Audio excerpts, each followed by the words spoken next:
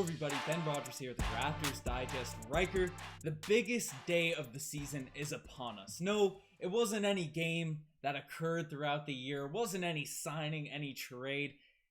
It's the NBA Draft Lottery, and now this is what we've played for throughout the course of the year. We've tanked for, we brought out the kazoos, we rode this tank to this very moment, Ryker, and it's very important to see where we're gonna land in this year's NBA draft. So rather than just speculating the basic odds, which I'm gonna throw on the screen here, the Raptors with 7.5% chance at a number 1 pick, the highest chance around the 8th pick. You guys can see it on the screen. We decided to simulate the NBA draft lottery for the Toronto Raptors 1 billion times to see what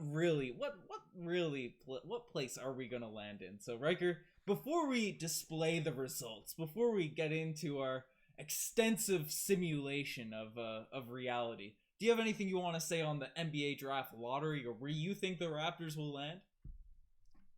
It doesn't matter where the Raptors land because I've already locked in who I suspect the Raptors are going to draft, regardless if they're 1 or as low as, I'm trying to see where he ranks in the most recent draft board, but I won't spoil the surprise, but he's a shooter. He's non-athletic. He is a very one-way player. That's who I think the Raptors are going to draft. So take it away, Ben. Take it away. Well, 1 billion times we went through the whole process. We got Adam Silver on the phone, called this up a billion times. Not really. We used the magic powers of Python to break it up, and may as well just throw the lovely chart that you designed on the screen, Ryker. And here are the results from the 1 billion simulations, and unfortunately, the Toronto Raptors most likely situation, as it shows on the regular... Yeah, no, we got it covering the full screen, Ryker, but but it's most likely we're gonna land in that 8th pick area, and that's what the overall lottery odds say. Ryker, in the 1 billion times we've tried this out, 339 million times we've landed in this area, but we'll talk about the 8th pick, the 7th pick, all these types of areas now as the podcast goes along, because if you see it on the screen, essentially 75 million worlds. There's 75 million realities in the multiverse where the Raptors land that first pick. So regardless of sample size, regardless of whatnot, I like our chances of getting that number 1 pick, Ryker. Hey, that's a way to inject some positivity into it. But even if the Raptors had the 1 pick, I'm saying they're picking, I've said it in our previous podcast, they're picking Corey Kispert, 6'7" shooter from Gonzaga. It just seems to fit the mold of Raptors high first round picks. They love to go with guys that... Oh, break him down. What's he all about? He's listed as the deadliest 3-point shooter. He's getting player comparisons to the one, the only elite Joe Harris. Playing for the Shanghai Sharks next season, Joe Harris. Hey, the Shanghai Sharks meme team of Ben Simmons, who else didn't show Kuzma up? Joe Harris, Kyle Kuzma. There was 2 more. There's a team of 5. Dennis Schroeder. And one more. Yeah, who else is joining those Shanghai Sharks? I don't know if you could put Trez onto it or Drummond, because they didn't have those expectations going in. But I was looking at Team Shanghai Sharks, and I said this wouldn't be a bad team, as trolled as they are. But I said at the beginning, if the Raptors fall to 7 and 8, right? Who is projected to be picked around 7 and 8? It's Keon Johnson, raw, no 3-point shot, very athletic. Player comparison, Jaylen Brown. For me, that's a pass. You're trying to bring the team forward, right? You don't want to bring in another developmental project. You want to win now piece. I'll let you give a rebuke to that. The other guy at 8 right now, Moses Moody. And I don't know a lot about this guy. Apparently he's a lights out shooter and solid defensively. So maybe I would be a little more keen to that, but something in my gut is saying they're picking the guy with the big handlebar mustache that can shoot the 3. And that's about it. I don't know. I'd love to be proven wrong, but it wouldn't it wouldn't be out of my You're saying with the realm number of one expectations. overall pick in one of those 75 million realities, we're taking Corey Kispert with that number one overall pick. Nah, you're picking. Who are you picking? You're picking Cade Cunningham. Yeah, well, you just brought up a couple guys, Moody, and we'll talk about them, but Cade Cunningham would likely be the first overall pick. Now, I'll keep showing this on the screen, or that's a lot draft lottery odds, but we have a few chances, right, of getting in those top four areas. Obviously, Cade Cunningham, Jalen Suggs, Evan Mobley, those are top three. And Jalen Green, he's expected to be number 2, the G League Ignite guy. Jalen Green's up to number 2 in these mock drafts. To the Pistons, supposedly, the one that I'm looking at. Interesting. So that's definitely not to the Pistons. The Raptors are getting all the top 4 picks, regardless. Even though they only get one, they're getting them all. But Cade Cunningham is the guy that has shown that transcendent talent, right? Obviously, they don't always work out, those number 1 picks, but if you have that opportunity, regardless of positional need, regardless of what talents you have on your roster, you go after that best player and then you build around him. We've seen it in this year's playoffs, right? Those talented guys, they really, Trae Young for the Atlanta Hawks, right? They selected him despite having a solid team there. I believe they tanked and they ended up getting him, or they traded for Trae Young. He's a random example. Giannis, these top tier guys, they get you wins in the playoffs. And Kevin Durant almost single-handedly beat the Milwaukee Bucks, who had Drew Holiday and Chris Middleton himself. You get those talented guys. Sure, he might end up being a Markelle Fultz, and sure, he might conflict with Fred VanVleet. I know a lot of people want Lowry back, but are you saying with the number 1 pick they go with Cade, or do they move with an Evan Mobley, who is what the Raptors need, essentially, because we have a lot of those guards in Lowry, Fred, and Trent, but Mobley could sort of fill more of a positional need, which probably would be better short term. Yeah, well, my joking aside, it would, if the Raptors land 1, that is the real tough spot, because obviously the biggest hole right now is that center spot. Yep. And so you'd look at Evan Mobley. But here's the thing. Best player for the past 2 years, or at least the past year, even though he sort of had a disappointing playoff run in March Madness. I believe he was bounced in the first round, by far and away Cade Cunningham. And if you have the opportunity to get a guy like that, especially, I don't know, but okay, I'll say it this way, especially because you could put OG up to the 4. Yep. You and I, we've said a bunch of times it's better to have him at the 3, but you could push him up to the 4. The 4 is fine. The 4 is fine. We don't want him at center. Center is where he's just kind of wasted down there in the paint because his on-ball defense is so good. And you could accommodate 3 guards if Gary Trent Jr. is playing big. Cade Cunningham, he's a big 6'8" point guard, and you have one of the 2 of Fred VanVleet and Kyle Lowry. So you can accommodate a sort of guard-centric lineup if you're pushing OG to the 4. So there's no argument towards why you wouldn't pick the best player in the draft. Yeah, no, that's for sure. And Ryker, we've talked about the number 1 pick because that's the funnest area to look at, but there are some realities, the 80 million realities where we land in the 3rd pick, the 4th pick, right? I guess Jalen Green, you said, is currently number 2 in your mock draft. Do you think with the number 2 pick, in theory, the 78 million realities, we go with Jalen Green, or at that point, do you go with an Evan Mobley? Well, let's hear what you have to say first. I'd rock with Mobley. Obviously Jalen Green's shown a lot of potential with the G League Ignite, and probably against better competition, just being in the G League. Obviously it was a weird bubble situation and stuff, so things that we talked about, a weird different route to the NBA, which we've seen Rookie of the Year LaMelo Ball take last season, and more guys take that unprecedented route. But since Mobley is just one of those modern day bigs, right, it's more of a positional need, and there's still those question marks. I guess there's a lot of question marks behind all of them with the weird season that happened all across everyone's basketball this year. I'd still lean towards Mobley, but obviously we're gonna dive deeper into who's actually available and where people are on the mock drafts and what's happening as we get closer to that draft. Would you still take Mobley at 2? I would take Mobley at 2. I would take Mobley at 2. Jalen Green, shooting guard.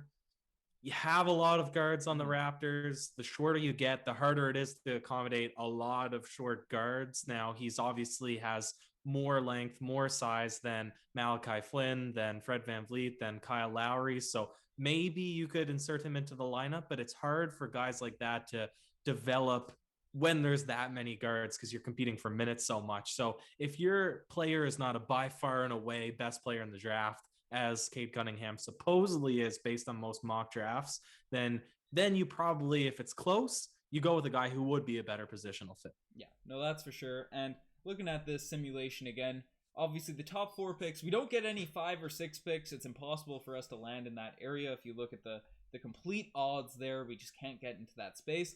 But the biggest sort of lumps, the 7th, 8th, and 9th picks, that's where it's most likely the Raptors will land.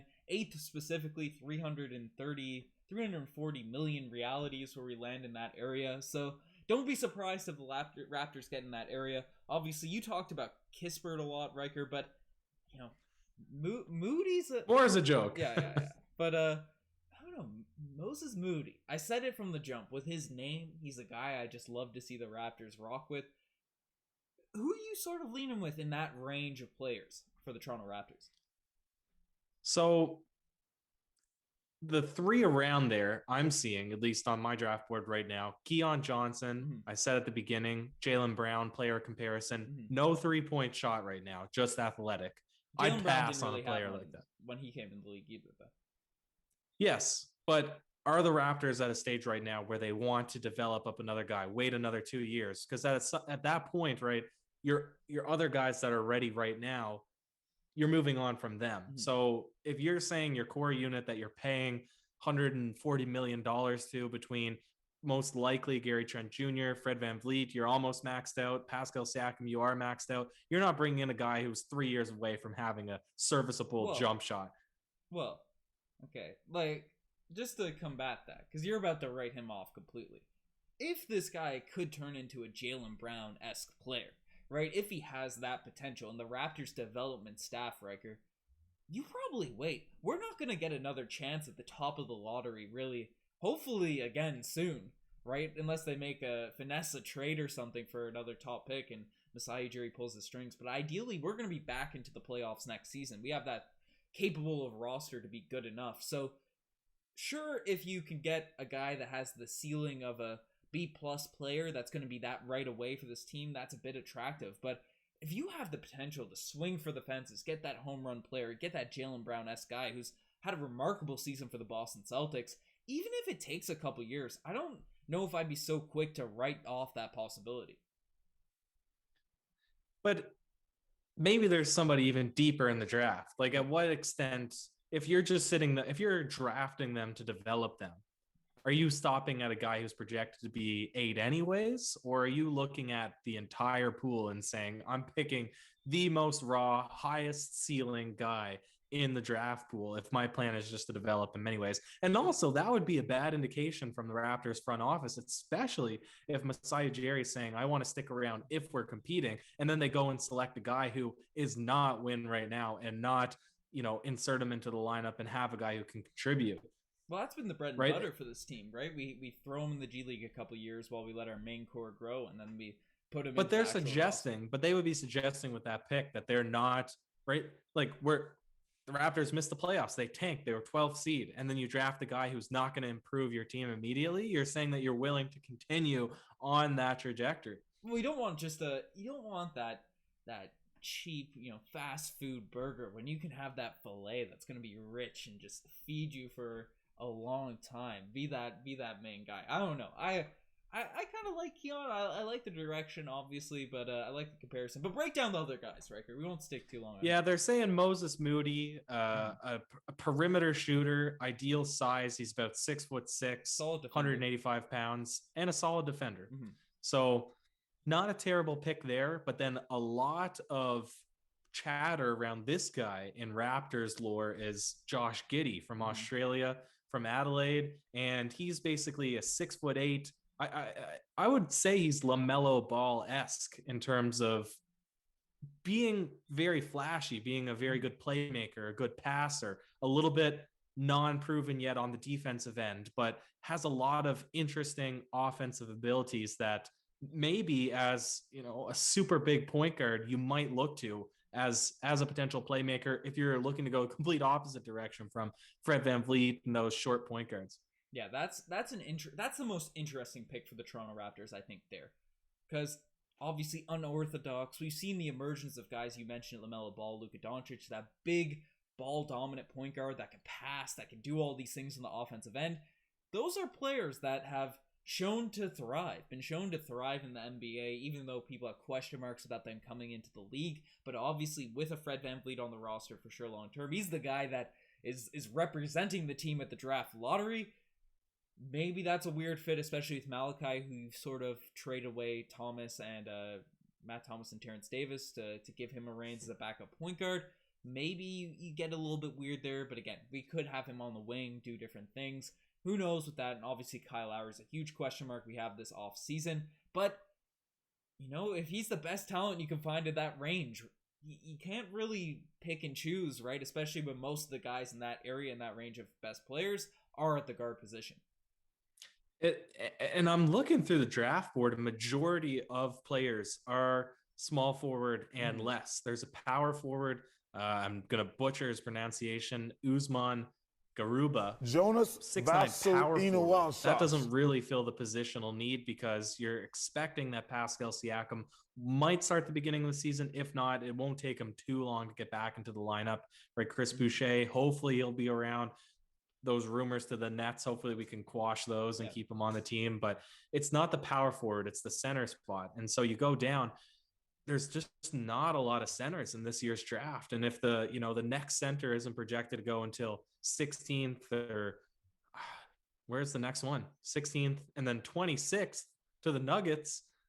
I don't know. I don't know if it's worth it to blow a 7th, 8th pick on a guy that's projected to go 26th.